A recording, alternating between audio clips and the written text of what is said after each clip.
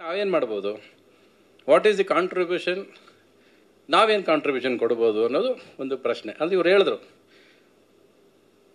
ಏನೋ ಪ್ರತಿಯೊಬ್ಬರು ವ್ಯಕ್ತಿನೂ ಸಿನಿಮಾ ಜವಾಬ್ದಾರಿ ಇದ್ರೆ ನೋಡಲೇಬೇಕು. ಇದು ಅವ್ರು ಹೇಳಿದ್ದು. ನಾನು ಇಲ್ಲೇ ಒಂದು 5 ticket gold class ತೊಗೊಂಡ್ಬಿಡ್ತೀನಿ.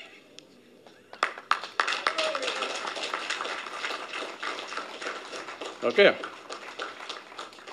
I will see the film in the theatre paying money. OC ನೋಡಲ್ಲ ನಾನು. ಒಂದು ಜವಾಬ್ದಾರಿಯಾಗಿ ನಿನಗೋಸ್ಕರ, ಸಿನಿಮಾನ ಪ್ರೀತಿಸೋನಿಗೋಸ್ಕರ, ಸಿನಿಮಾ ಕಷ್ಟಪಟ್ಟವ್ರಿಗೋಸ್ಕರ, ಸಿನಿಮಾ ಡೆಡಿಕೇಶನ್ ಇರೋರಿಗೋಸ್ಕರ ನಾನು ಸಿನಿಮಾ ನೋಡ್ತೀನಿ. And I will try to go with my family. As long as ಒಂದು ದಿವಸ ಹೆಚ್ಚು ಕಡಿಮೆ ಹಂಗಿಂಗೆ ಆಗ್ಬೋದು, ಶೂಟಿಂಗ್ ಇರುತ್ತೆ, ಆದರೆ ಬಂದು ನೋಡಿ ಸಿನಿಮಾದ ಥಿಯೇಟ್ರಲ್ಲಿ ನೋಡಿ ನಿಂಗೆ ಫೋನ್ ಮಾಡ್ತೀನಿ ನಾನು. ಓಕೆ, ಇನ್ನೇನಾದ್ರು ಹೇಳೋದಿದೆಯಾ? ಬನ್ನಿ ಅರ್ಚನಾ, ಬನ್ನಿ ಬಾಮ ರಾತ್ನೆ.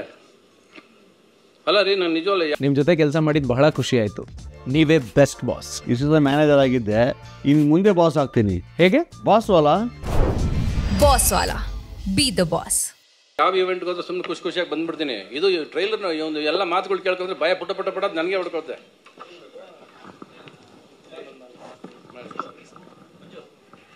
ಸಿನಿಮಾದ ಕಾಸ್ಟ್ ಆ್ಯಂಡ್ ಕ್ರೂ ದಯವಿಟ್ಟು ವೇದಿಕೆ ಮೇಲೆ ಬರಬೇಕು. ಒಂದೇ ನಿಮಿಷ ಚೈತ್ರ ಅವರೇ, ಒಂದೇ ನಿಮಿಷ.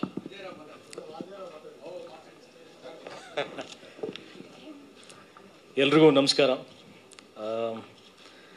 ಮೊದಲನೇದಾಗಿ ಯುದ್ಧಕಾಂಡ ಸಿನಿಮಾದ ಟ್ರೈಲರ್ ಲಾಂಚು, ಸಿನಿಮಾ 18ನೇ ತಾರೀಕು ರಿಲೀಸ್ ಆಗ್ತಾ ಇದೆ.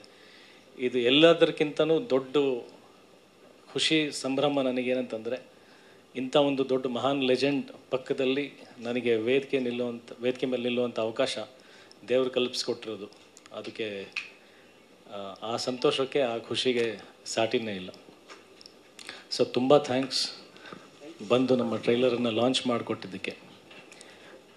ಇಂಥ ಒಂದು ಲೆಜೆಂಡ್, ಈಗ ಸರ್ ಹೇಳಿದರು, ಒಂದು ದೊಡ್ಡ ಸುದೀರ್ಘವಾದಂಥ ಜರ್ನಿ ಸರ್ ನೋಡ್ಕೊಂಬಂದಿದ್ದಾರೆ. ಇಲ್ಲಿ ನಮ್ಮ ಡೈರೆಕ್ಟ್ರು ಹುಟ್ಟಿರಲಿಲ್ಲ, ನಾನು ಆಗ್ತಾನೆ ನಾನು 9 ವರ್ಷದ ಹುಡುಗ, ಇವರು ಹುಟ್ಟಿರಲಿಲ್ಲ.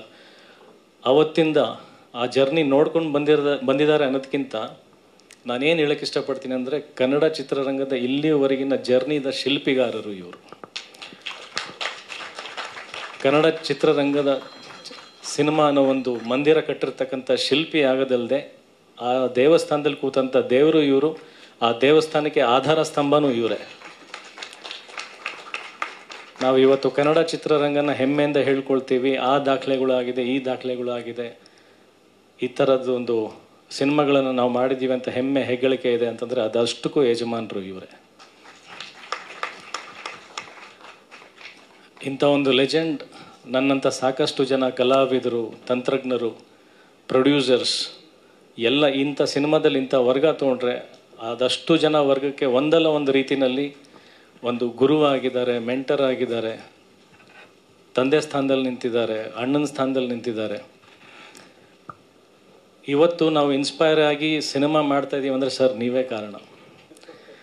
ನಾನು ಇವತ್ತಿಗೂ ಒಂದು ನೆನೆಸ್ಕೊಳ್ತೀನಿ ಒಂದು ಮಾತು. ಕೃಷ್ಣಲೀಲಾ ಸಿನಿಮಾ ರಿಲೀಸ್ ಆದಾಗ ಒಂದಷ್ಟು ಕಲೆಕ್ಷನ್ಸು ಇಳಿತಾ ಬಂದಿತ್ತು. ಆಗ ಸರ್ ಗಮನಕ್ಕೆ ಸಿನಿಮಾ ಏನಿದೆ ಅಂತ ಗೊತ್ತಾದ ಮೇಲೆ ತಾವಾಗೇ ಫೋನ್ ಮಾಡಿ ಸಿನಿಮಾ ನೋಡ್ತೀನಿ ಅಂತ ಹೇಳಿ ಚಿತ್ರಮಂದಿರಕ್ಕೆ ಬಂದು ಸಿನಿಮಾ ನೋಡಿ ಅಲ್ಲಿಂದ ಮನೆಗೆ ಕರೆದು ನನಗೆ ಮತ್ತು ಶಶಾಂಕಿಗೆ ಸಿನಿಮಾ ಬಗ್ಗೆ ಕೆಲವೊಂದು ಅರಿವುಗಳು ಇಲ್ಲದೇ ಇರುವಂಥ ವಿಚಾರಗಳನ್ನು ಅವರು ಎತ್ತಿ ಹಿಡಿದು ಅದರ ಬಗ್ಗೆ ಮಾತಾಡಿ ಪ್ರಚಾರ ಮಾಡಿಕೊಟ್ರು. ಅಲ್ಲಿಂದ ಅದ್ಭುತವಾದಂಥ ಕಲೆಕ್ಷನ್ಸ್ ಪ್ರಾರಂಭ ಆಯಿತು. ಇದು ನಿಜ. ಈ ಹೃದಯ ಶ್ರೀಮಂತಿಕೆ ಬಗ್ಗೆ ನಾನು ಹೇಳಲೇಬೇಕು. ಯಾಕಂತಂದರೆ ಕನಸುಗಾರ ಅಂದರೆ ಬರೀ ತನ್ನ ಸಿನಿಮಾದ ಬಗ್ಗೆ ಕನಸು ಮಾತ್ರ ಕಾಣೋದಲ್ಲ, ಇದು ಇಡೀ ಚಿತ್ರರಂಗದ ಕನಸು ಕಾಣುವಂಥ ಕನಸುಗಾರ.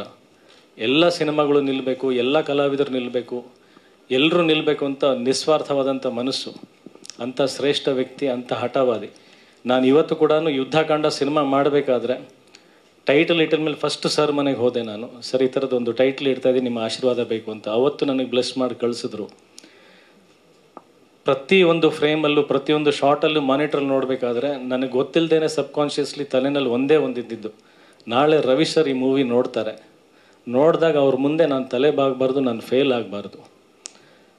ಅಷ್ಟು ಪ್ಯಾಷನೇಟ್ ವ್ಯಕ್ತಿ. ಆ್ಯಂಡ್ ಮೊನ್ನೆ ಕೂಡ ಮನೆಗೆ ಹೋದಾಗ ಸರ್ ತಮ್ಮ ಸಿನಿಮಾದ ಒಂದಷ್ಟು ತುಣುಕುಗಳನ್ನು ತೋರಿಸ್ತಾ ಇದ್ರು, ಅವ್ರ ಕ್ರಿಯೇಟಿವಿಟಿನ ತೋರಿಸ್ತಾ ಇದ್ರು.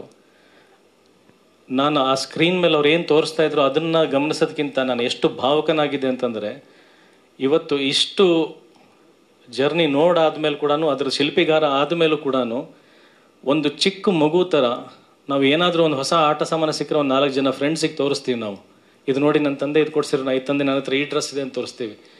ಎಷ್ಟು ಖುಷಿಯಾಗಿ, ಎಷ್ಟು ಮುಗ್ಧತೆಯಿಂದ ಆ ಉತ್ಸಾಹ.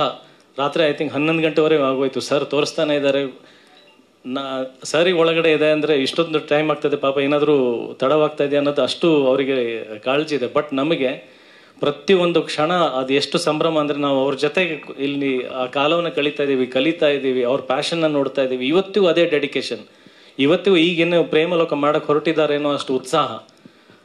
ಮನೆಯಿಂದ ಹೆಜ್ಜೆ ಹೊರಗಿಟ್ಟ ಮೇಲೆ ಅದು ಎಲ್ಲೂ ಇಲ್ಲದೆ ಇರತಕ್ಕಂಥ ಎನರ್ಜಿ, ಎಲ್ಲೂ ಇಲ್ಲದೆ ಇರತಕ್ಕಂಥ ಎಕ್ಸೈಟ್ಮೆಂಟ್ ಎಷ್ಟು ದುಪ್ಪಟ್ಟಾಯಿತು, 100 ಪಟ್ಟಾಯಿತು ಅಂತಂದರೆ, ನಾಳೆ ದಿನ ನಾವು ರವಿ ಸರ್ ಥರನೇ ಬದುಕಬೇಕು ಅಂತ. ಸರ್ ನೀವು ಯಾವುದೋ ವಿಷಯ ಕಾಪಿ ಮಾಡಿದ್ದೀವಿ ಅಂತ ಹೇಳ್ಬೋದು ಸರ್, ನಾವು ಕಾಪಿ ಮಾಡ್ತೀವಿ ಸರ್ ನಿಮ್ಮನ್ನು. ಲೈಫ್ ಟೈಮ್ ನಾನು ರವಿ ಸರ್ ಕಾಪಿ ಕ್ಯಾಟ್ ಇರೋಕ್ಕೆ ಇಷ್ಟಪಡ್ತೀನಿ. ಲೈಫ್ ಟೈಮ್ ರವಿ ಸರ್ ಥರ ಒಬ್ಬ ಕನಸುಗಾರ ಆಗೋಕ್ಕೆ ಇಷ್ಟಪಡ್ತೀನಿ. ಲೈಫ್ ಟೈಮ್ ರವಿ ಸರ್ ಥರ ಒಬ್ಬ ಹಠವಾದಿ, ಒಬ್ಬ ಕಲಾವಿದನಾಗಕ್ಕೆ ಇಷ್ಟಪಡ್ತೀನಿ ನಾನು. ಸೊ ಅಂಥ ಒಂದು ಮಹಾನ್ ವ್ಯಕ್ತಿ ಬಂದು ಯುದ್ಧಕಾಂಡ ಸಿನಿಮಾದ ಟ್ರೈಲರ್ ಲಾಂಚ್ ಮಾಡಿದ್ದಾರೆ. ಯುದ್ಧಕಾಂಡಕ್ಕೆ ಅವರೇ ಯಜಮಾನರು, ಅವರು ಬಂದು ಆಶೀರ್ವಾದ ಮಾಡಿದ್ದಾರೆ. ಮೊದಲನೇ ಟಿಕೆಟ್ ಇಲ್ಲಿ ಪರ್ಚೇಸ್ ಮಾಡಿದ್ದಾರೆ. ಇಂಥ ಒಂದು ಕೈ, ಒಂದು ಅಭಯ ಹಸ್ತ, ಆ ಥರದೊಂದು ಕೈಯಿಂದ ಮೊದಲನೇ ಟಿಕೆಟ್ ಪರ್ಚೇಸ್ ಆಗಿದೆ. ಇದು ಶ್ಯೂರ್ ಶಾಟ್. ನನ್ನ ಪುಟಾಣಿ ಹೇಳ್ದಂಗೆ ಒಂದು ದೊಡ್ಡ ದಾಖಲೆ ಮಾಡುತ್ತೆ, ತುಂಬ ದೊಡ್ಡ ದಾಖಲೆ ಮಾಡುತ್ತೆ ಯುದ್ಧಕಾಂಡ. ಆ ದಾಖಲೆ ಮಾಡಾದ್ಮೇಲೆ ಸರ್ ನೀವು ಹೇಳ್ದಂಗೆ ಸಾಲ ಮಾಡಲ್ಲ, ಬಟ್ ಅನ್ಕೊತೀವಿ, ನಾನು ಹೇಳ್ದಲ್ಲ ನಿಮ್ಮ ಥರ ಗೊತ್ತಿಲ್ಲ ಮುಂದೆ ಏನಾಗುತ್ತೋ ಬಿಡುತ್ತೋ, ಮತ್ತೆ ಸಿನಿಮಾಗಳು ಮಾಡ್ತೀನಿ, ಒಳ್ಳೆ ಕನ್ನಡ ಸಿನಿಮಾಗಳು ಮಾಡ್ತೀನಿ. ನಾವು ಕೊನೆಯ ಉಸಿರಿರುವವರೆಗೂ ಕನ್ನಡ ಸಿನಿಮಾಗೋಸ್ಕರ ಜೀವಿಸ್ತೀನಿ ಅಂತ ಹೇಳಕ್ಕೆ ಇಷ್ಟಪಡ್ತೀನಿ.